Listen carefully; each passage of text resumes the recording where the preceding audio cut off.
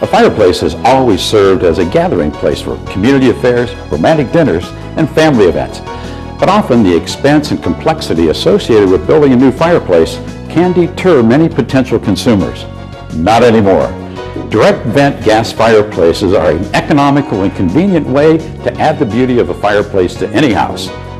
The unique venting process allows you to vent vertically through the roof or horizontally through an outside wall. This video is designed to take the qualified installer safely through the process of installing a direct vent gas fireplace. So let's get started. Dan, good to see you again. Hi, Bob. Good to see you again. You know, there are a lot of unique features about this product, and could you tell us a little bit about that? Sure, Bob. One of the nicest features of a direct vent fireplace is the ease of operation. Since it's operated by a wall switch or a remote control, you can turn it on and off whenever you like, so you can enjoy the fireplace as little or as much as you like. Also, they're a very efficient heat, and they provide a nice source of heat and light during a power failure. And you know, one thing we want to emphasize is that these should only be installed by a qualified technician. Absolutely. What are some of the factors that you have to consider when you locate one of the fireplaces? Some of the considerations is where are the framing and the ceiling joists going to be. Also, you want the fireplace typically to be the centerpiece of the room, so it's located there. Other than that, direct vent fireplaces can go just about anywhere. This fireplace can be used with zero clearance on both the back and the side, which saves a great deal of space. What other clearances should be allowed? Well, Bob, there's a couple things you want to consider. Okay. You want to make sure that you don't have any interference with the ceiling joists. Okay. If you have a perpendicular combustible sidewall, you want to maintain clearance to that. Also, the mantle height and depth needs to be considered. On the venting itself, if you're going vertical like we are today, it's 1 inch all the way around the venting. If you're going horizontal through the wall, it's 2 inches on the top, 1 inch on the bottom, and 1 inch on the sides. Well, let's get started. Let's do it. I guess the first thing is to unpack. So everything is in here that we need to make this installation complete. Yes, Bob. There are some nice options that you can add to the fireplace. You can add a fan to help move the warm air around. You can add a series of remote controls. And you can put some nice trim kits and decorative doors on the outside of the fireplace. So Dan, I guess we remove the packaging first before we can get it into position. Okay, let's do it. Good.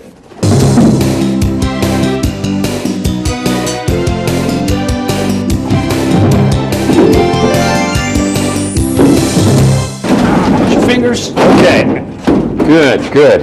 All right. Great, that wasn't bad at all. Nope, she's in the opening. The framing looks good. We want to level it to make sure that the product is level so we don't have any issues with the surround materials, and then we'll secure it into the framing. Terrific. So let's see how this one turned out. Well, Bob, it doesn't happen very often, but this one's perfect. Okay, good. But what if it's not? What do we do next? What you want to do then, Bob, is you want to get some standard shims and shim the fireplace so that it's plumb and level. Okay, good. We can do that. All right, let's attach it to the framing now. So take our drywall screws. Show me the ropes. Alrighty. Let's take a standard drywall screw. One of the nice features of the direct vent is the full-length nailing flanges. Once the product is in place and we secure it to the framing, it can't move because a lot of other trades come into contact with our fireplace after we leave the job site. Good, good. So we're going to make sure it's good and secure. Yeah. That looks easy enough. I think I can handle that. And this is an important step, Bob, because a lot of trades come into contact with our fireplace after we leave the job, and we want it to stay level and plumb. Success on the first one. You know, what's really truly incredible to me is that everything is included in this package.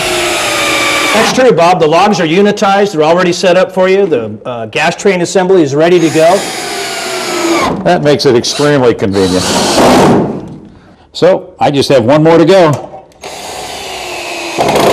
That does it. So what's next? Now we're going to start on the venting, Bob. The first piece we're going to use is a vertical restrictor, and we use this to slow down the airflow so you have a nice mellow flame pattern. Okay. We'll just drop that into the flue. Then we'll install the 45-degree elbow. Okay. Got your tabs. Tabs go into the little slots. Slide it on so it's secure, and then twist it to lock it. Well, that looks pretty simple. Yes, Bob, it really is. With the unique snap lock design that we have, twist lock, there's no sealant and no fasteners required to get a good solid connection to the fireplace. So what's next on the agenda? Now we start running the pipe straight up, Bob. You know, Dan, we talk about this direct vent terminology. What exactly does that mean? It's a good question, Bob. Direct vents use what we call a coaxial vent, which means that you have an inner pipe and an outer pipe. The hot flue gases that are generated by the fire exit through the flue, and then the fresh air to supply the fire comes in from the outer. And so these all connect in what way? Well, we use a twist lock design, Bob, and let me show you how that works. Okay. If you could hold that for Sure. me. You can see that there's some grooves in the pipe and there's a little dimple here. We line those up, and then we just twist the pipe to lock it. That's it. Yeah, pretty ingenious. Now, there are several varieties of sizes. Why do we have so many different varieties? Well, Bob, let's say that we have to go around a floor truss in this run. Okay. We're going to use an elbow and then the various lengths of pipe to complete that offset and return to get around the obstruction. Okay. So what length do you typically start the project with? Well, in this case, Bob, we've got a straight shot all the way up, so we'll use the longest length that we have, Okay. and that's the 4-footer. Okay. Can I give you a hand with that? Yes, please.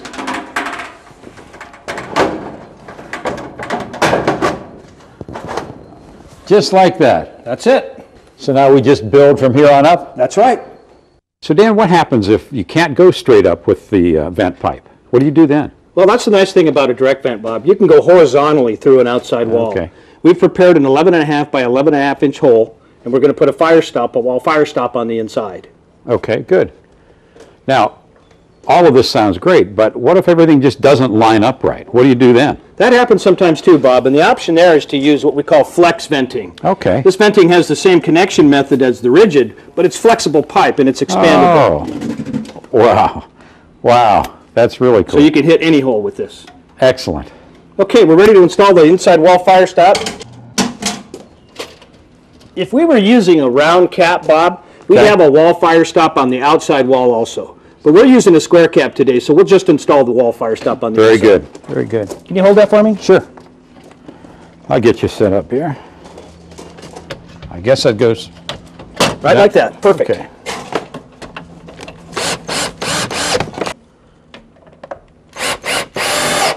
All right. There we go. We can install our pipe, and then we'll go on the outside and put on our termination.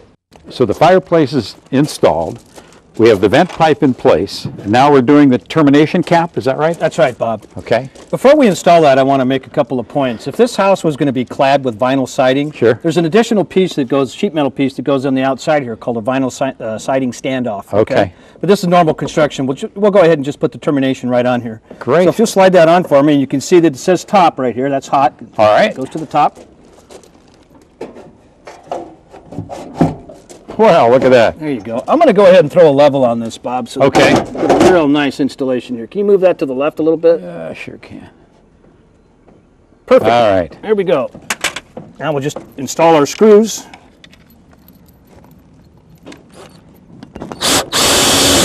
So we have all the vent pipe sections in place, all the way up the chase to the very top. Now what? Well, Bob, what we've got now is we have our technicians up on the roof, and they're installing the flashing. Okay. They're going to install the storm collar around the outside of the pipe. That'll keep the water out. They'll caulk that.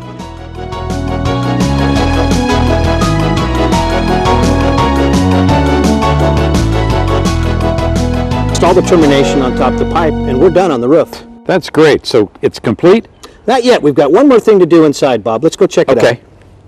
Bob, the standard way to operate the fireplace is with a wall switch. Okay. The direct vents come from the factory with 12 feet of wire already attached to the valve and Great. protruding out the side of the fireplace. I've wrapped the wire around this stud right here. It's a good location for the switch. It's close to the product, but it's out of view. And this tells the electrician where to hang his box for his wall switch. That's terrific. Well, the fireplace is installed, the vent pipe is in place, the termination cap is complete. Now what? Well, Bob, we're all done for today. We'll come back after the doors are locked and the flooring is done and all the finish work is done, and we'll set up the fireplace and pre-burn it for the homeowner. Terrific. Dan, thank you very much. Thanks, Bob.